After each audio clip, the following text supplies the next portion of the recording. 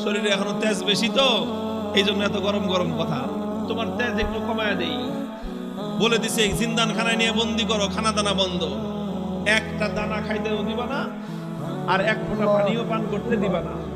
ডাক্তারকে বলে রাখছে নারী পরীক্ষা করতে থাকবি, যখন দেখবি যে একেবারে শেষ মুহূর্ত, এখন খাবার দাবার না দিলে আর বাঁচবে না, ওই সময় নিয়ে খাবার দিবি।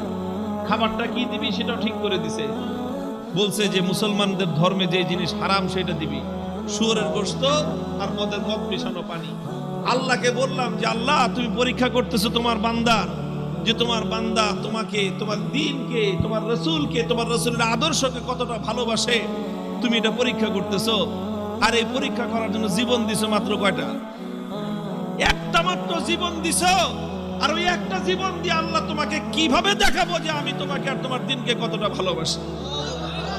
তুমি আমাকে 1000 জীবন দান করতাম, একটা একটা করে জীবন তোমার জন্য উৎসর্গ করে দুনিয়ার সামনে প্রমাণ করে দিত ইমানদারের কাছে ইমানের দাম কত বেশি।